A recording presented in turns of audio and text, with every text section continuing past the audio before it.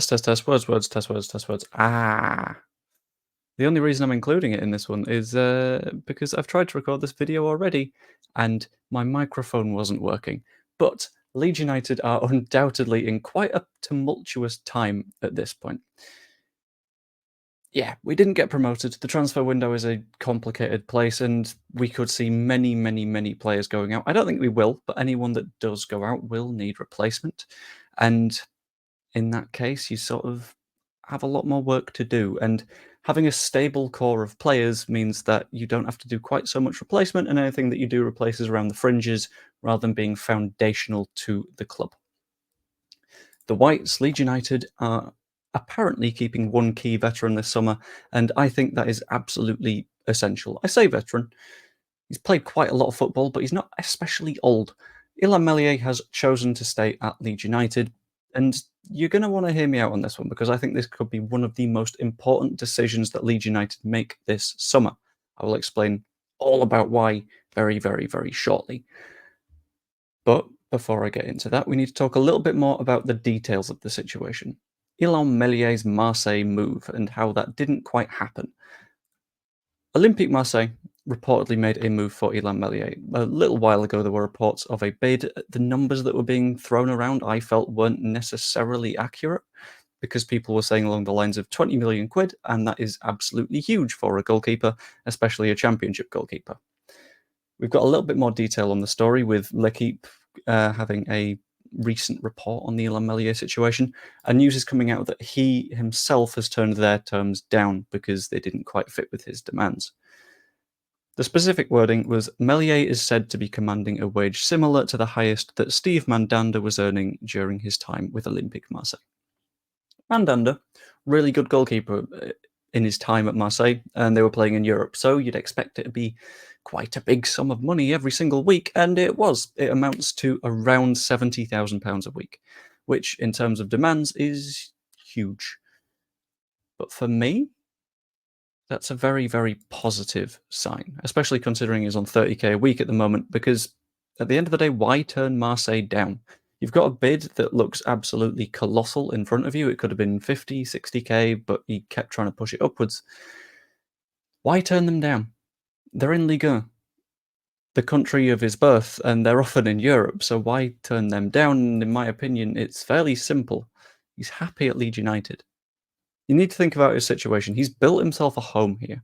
It's basically been his life since 2019, where he came into the club.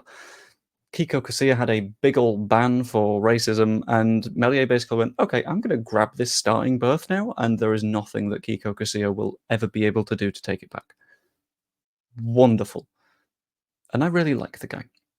And in my opinion, this entire thing is a little bit of an example of what I've taken to calling the family shop principle. I've discussed it a little bit beforehand, where I'll just explain it in a little bit more detail. Imagine that you are working for a family shop. Your family owns a small little corner shop. You're on 20k a week. Not a week, 20k a year. Jesus, that'd be a good shop. And you're happy. You're hiring your friends. You're working with people that you quite like. And it's really, really nice.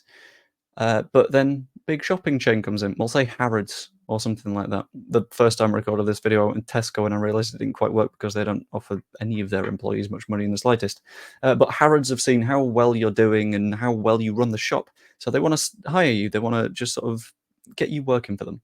So they come in and say, we'll give you a nice little improvement in pay just to tempt you away. 25 grand a year? And then you think to yourself and you go, well, I really enjoy working here, and I'd have to relocate and I'd have to sort of lose all of my work friends, completely get used to the new staff, and it's not worth the 5k. So you stay at the family shop. And then Harrods come back in and say, okay, would 30 grand tempt you away? 35, 40, 50.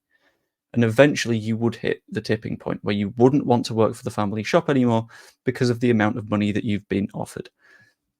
For me, it's very positive that the Marseille pay wouldn't hit his tipping point, because that tells me that that tipping point is incredibly high. It's more than double what his wage currently is, which is reportedly around £30,000 a week. Still high, but it's nowhere near 70 grand. And the fact that his Marseille pay wouldn't hit his tipping point tells me that he's very, very happy at the club. And I'll be honest with you, I'd rather have someone that enjoys it here than someone chasing a payday. I would rather sign an Ethan Ampadu than a Tyler Adams who, if things go wrong next season, is just going to leave. Because anyone that we do sign in to cover for a Mellier gap, we don't know their personality, we don't know what they're like, we don't know how dedicated they are. And there are a few ways that this remaining affects Leeds United. And I think in a positive way, because he is undeniably key to the way that Leeds United play. Leeds United are so familiar with building from the back and relying on the keeper as a bit of a passing outlet. And I think he's a very reliable passing outlet, which is a must when you're trying to play with the ball at your feet in the Championship. Yes, his long balls, not great. But his short passing and medium passing, I believe he had an accuracy of around 99.8, 99.9% last season, which is colossal, huge. Very few players reach that sort of level, and that's passes that are, I think, any distance up to 30 yards. It's really good. Anything beyond that, I don't think suits our style of play anyway. Bang it long legitimately doesn't work for us, and you need to think about the players that will be receiving those balls. Pat Bamford, he's a bit physical, yeah, but he doesn't win that many 50-50s against a centre-back.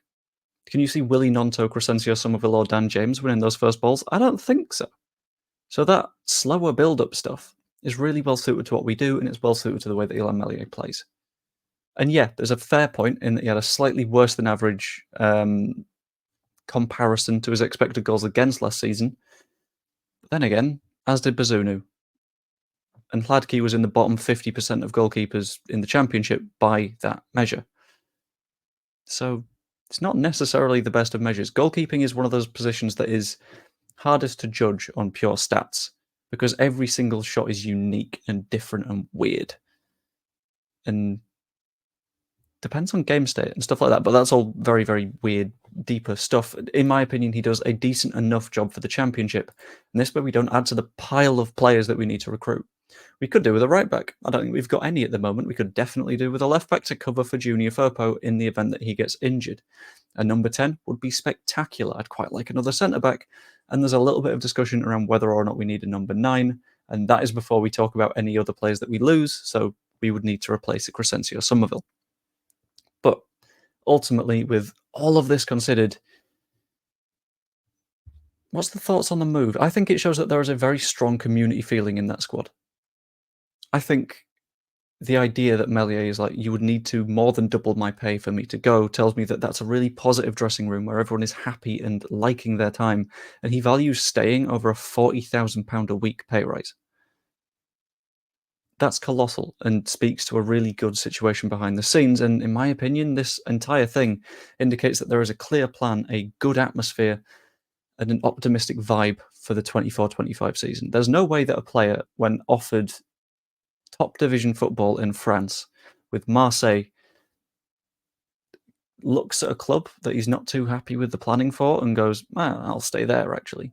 It tells me that Mellier is confident about the project, and to be fair, I've not seen anything from inside the club that says we shouldn't be. But that's all what I think. Let me know what you think in the comments down below. Like the video if you enjoyed, and subscribe if you haven't yet. I'm trying to get to 4,000 by the start of the season because I'm doing 1p donated to Prostate Cancer UK per subscriber. Bit of a side note, tomorrow morning at I think 8 AM, I'm going to go live on a stream and do a 4-hour endurance race thing for charity, and hopefully that isn't too bad. That's why my mic didn't work for the first recording, but it should be fixed now, and if it's not, I'm going to scream. Hope you enjoyed the video. I will see you later. In fact, I'm just going to check whilst I'm recording that I'm on the right microphone. Yes! Get in! Oh, thank fuck for that. See you later.